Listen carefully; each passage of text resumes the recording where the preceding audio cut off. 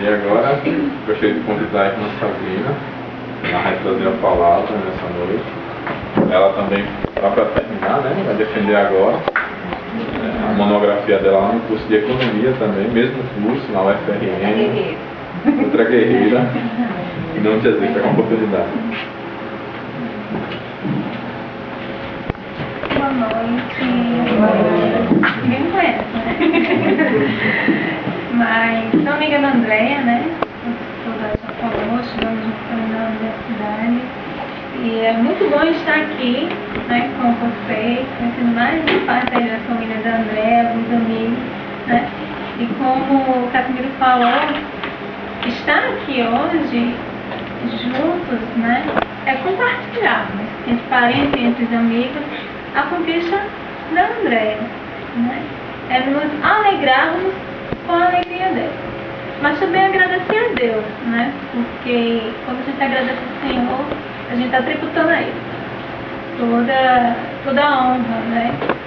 Crendo que Ele nos capacitou, e muito eu diria, por experiência, para chegarmos até aqui, né? No final do nosso curso. E a própria Bíblia ela nos instrui a agradecer sempre a Deus. No Salmo 116 diz que a gente deve, o salmista diz, o que eu farei, o que eu poderia fazer por todas as beneficências que o Senhor tem feito em minha vida, né? E o que nós podemos fazer, né, para agradecer ao Senhor? Hoje a gente está aqui para dizer isso para Ele, né? O quanto estamos felizes por Ele ter ajudado a André capacitada. Vou me colocar também, tá vendo? Capacitada para terminarmos uma fase que a gente lutou tanto, né, para tentar conquistar. Estamos graças a Deus por isso. E aí eu vi do universitário, não sei se tem os universitários aqui, né? Eu acho assim que se resume por fases. Como na vida da gente. Nossa vida tem fases, né? Eu vou querer fazer um paralelo aqui, mas vamos ver as fases do universitário. Eu acho assim que o universitário tem 3 fases. Calor, veterano, formando, né?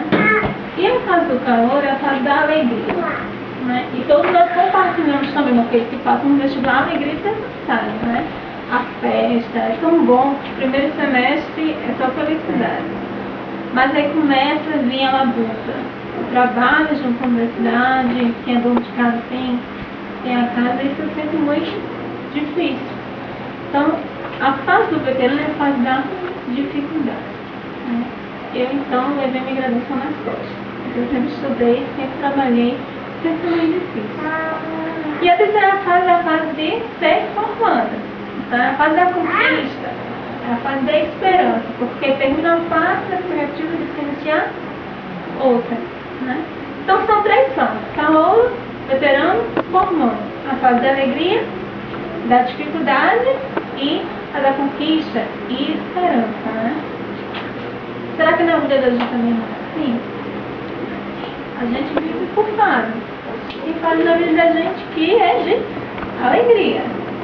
Tem fase na vida da gente que é de dificuldade. Mas tem fase na vida da gente que é de conquista e de esperança, né? Para algo melhor. Assim, quem vai fazer aqui é dividir em Efésios, capítulo 2, verso 8, que em todas as coisas devemos agradecer ao Senhor. Em todo momento, por tudo que acontecer, devemos agradecer a Deus. A gente pode se perguntar assim: poxa, mas eu já passei a fase da alegria, estou na fase da dificuldade. Como é difícil agradecer a Deus, mesmo quando eu estou passando por alguma dificuldade. Agora é engraçado que essa passagem Deus usou no discípulo dele. Você vê que abriu escrita por homens, mas acreditamos que inspirados por Deus. E essa pessoa que escreveu Efésios foi Paulo, um discípulo. E quando ele escreveu isso, ele estava preso em Roma. Imagina só, naquele tempo, ele estava encarcerado.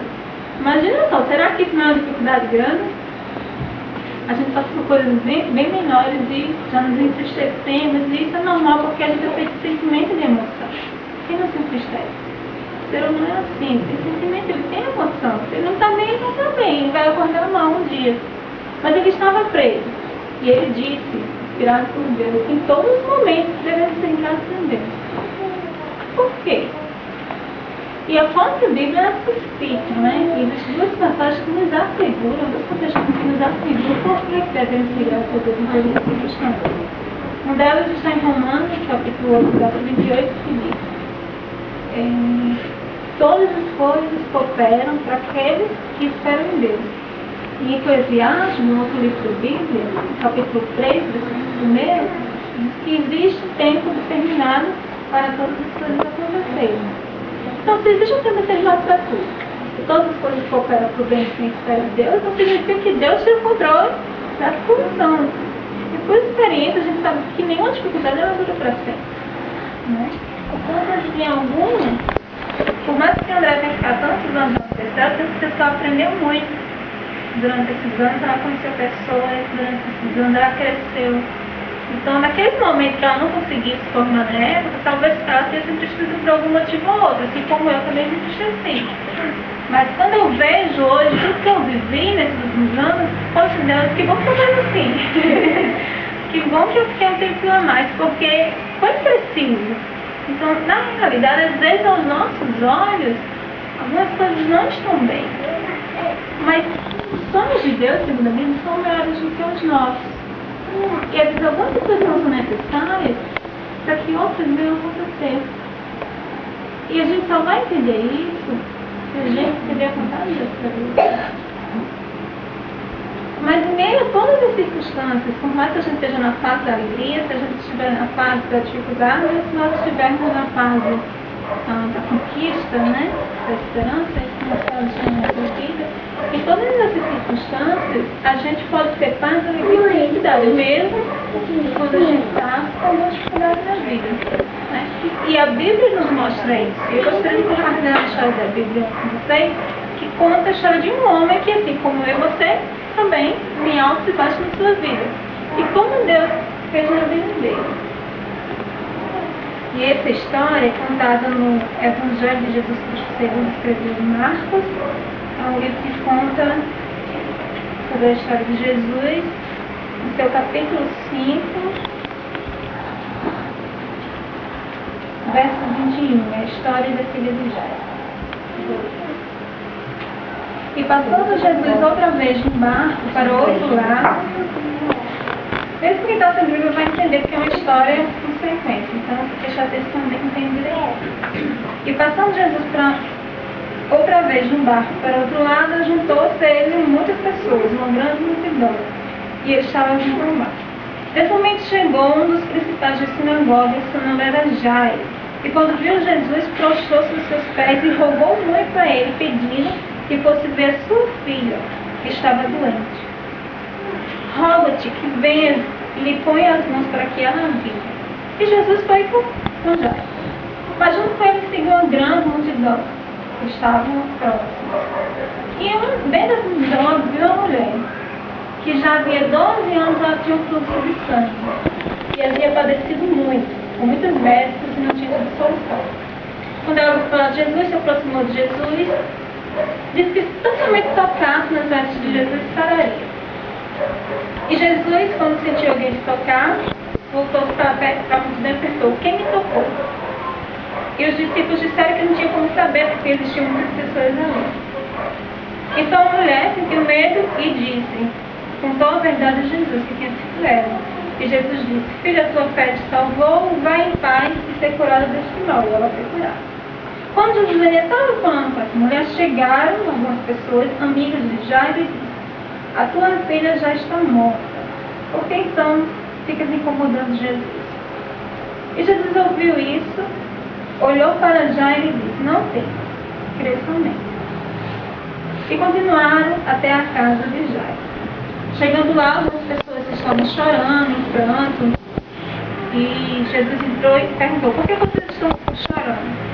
A menina não está morta, apenas dorme. E todos riram dele, porque sabiam que a menina estava morta. Porém, Jesus chamou o pai da menina e a sua mãe, foi ao quarto, chegou próximo à filha que tinha 12 anos e disse: menina, a ti te digo, te levanta. E a menina se levantou. para ver se a vida de Jairo não é parecida com a minha. Porque aqui contou que Jairo tinha uma filha, de 12 anos. Não tive ainda experiência de ser mãe. Mas alguns aqui têm, de ter muitas crianças. Então, tem uns sobrinhos, acompanhei desde a barriga da minha irmã. E é uma alegria desde a barriga da mãe, para a família toda, uma criança. Então, será que ele não estava vivendo uma fase de alegria com a sua filha, que ele mesmo disse na fase que amava? Era a filha única, a família amava. Eles viviam bem, eles estavam ali. Mas a menina adoeceu. E adoeceu, estava quase próximo da morte. Ele sabia que Jesus estava ali próximo. Jesus estava muito conhecido naquele momento. Ele tinha curado várias pessoas e ele foi atrás de Jesus. Porque ele acreditou que Jesus podia curar a sua vida. Só quando ele chegou lá em Jesus esperou e foi com ele até a sua casa. Mas no meio do caminho ele parou para falar com outra pessoa, uma mulher que também estava doente. E só depois que ele foi com Jairo. E no meio do caminho eles chegaram algumas pessoas dizendo que a menina já tinha morrido e deixado para lá. Esse é o momento da dificuldade na vida de Jairo. Quando tudo estava bem, repetindo a doença, ele veio atrás de quem podia ajudar essa pessoa, que era Jesus, em vez de ir com ele para casa, ainda para. Imagina a pessoa que vai morrer, né? A pessoa que você vai pedir ajuda para conversar com outra, né? Deixa você lá esperando. Imagina o que não passou pela cabeça de Jairo. Quando chegou os amigos dele, disse que a menina já tinha morrido. Agora acho que ele chegou no limite. Acabou. Não tem mais jeito. Daqui não passa. Ela morreu. E às vezes a gente passa por essa situação estancada. Porque naquele baixo de gente, a gente chega no nosso limite. Poxa, não dá mais. Só consegui ir até aqui. Parece que Deus não está nem aí para mim. Por quê? Naquele momento já podia ter pensado isso, não sei. Jesus estava caminhando com ele e parou para falar com outras pessoas. Ele pode ter pensado, sim, mas e a minha filha? Às vezes a gente faz isso com Deus. Sim, Deus, mas e eu? Você só faz essas coisas na vida das outras pessoas, eu conheço, elas me contam, mas e eu? E a minha vida? Parece assim que Deus não está muito se importando com a vida da gente. Mas não é que Jesus não estava se importando com Jairo. Jesus, ele tinha o controle da situação. Jesus olhou para Jairo e disse, não tenha medo. Não tenha medo, acredite, creia, somente. E Jesus foi, chegou lá, a menina estava morta. Jairo não podia fazer mais nada, podia chamar os médicos, que foi. Ela estava morta. E foi nesse momento que Jesus foi lá e curou a menina. Quando ele não podia fazer mais nada. Quando a gente estiver no limite das nossas situações, quando a gente não tiver mais solução para nada, que a gente acreditar em Deus, é nesse momento que ele vai fazer. Porque você vai ter certeza que foi ele agindo na sua vida. Não você pelas suas próprias coisas. São fases, Jesus. A gente passa por fases. Mas as fases de dificuldade, Deus está conosco. E é possível ter paz. É possível ter esperança. Mas como que a gente pode encontrar paz? Enquanto espera, né? Que Jesus nos ajude. E aí eu acredito que você está aqui hoje, não só porque você recebeu um convite da André. Porque você poderia educadamente ter dito que não, André, eu sou formatura, mas não vou porque eu não acredito em Deus. Você não deixa de ver isso. Então, se você veio para um culto de gratidão a Deus, é porque você acredita em Deus. Assim como eu também acredito. Então, se você acredita em Deus, você acredita na Bíblia, porque a Bíblia, ela é um referencial de Deus, não é um referencial de fé. Então, eu e você acreditamos em Deus, acreditamos na Bíblia. Então, vamos, já que nós acreditamos na Bíblia, vamos através da Bíblia tentar entender o que a Bíblia nos diz, como que a gente pode encontrar paz nesses momentos que a gente passa nessas fases, né, de dificuldade. Como que isso é possível? Porque Deus também está dando a escuridão da nossa vida. Deus tem um plano para cada um de nós. Nós temos vidas diferentes. Por exemplo, eu sou diferente de Jairo, que a gente leu a história. Ele tinha uma família, ele tinha uma filha, eu não. Então, nesse momento, quando Deus, para minha vida, é diferente de Jairo. Mas a Bíblia nos mostra que tem um propósito de Deus para o ser humano, que é idêntico. O propósito de Deus para a minha vida é igual para a sua, que é igual para a sua, que é igual para a sua. Né? E a gente consegue ver isso claramente através da Bíblia. E no livro de Efésios, no capítulo 2, no verso 8, diz assim: porque pela graça sois salvos, por meio da fé. Isso não vem de vocês, é dom de Deus. Porque pela graça sois salvos. Eu me pergunto diante dessa passagem, salvos de quê? De que eu sou salvo? Por meio da fé, mas já tem quem? Tem quem? O que ele quis dizer para vocês? E quando a gente volta um pouco na história da Bíblia, porque ela se explica, a Bíblia se explica, a gente entende o que esse versículo está dizendo. E a Bíblia nos mostra que Deus ele nos criou, cada um de nós, para a gente ter um relacionamento perfeito com Ele.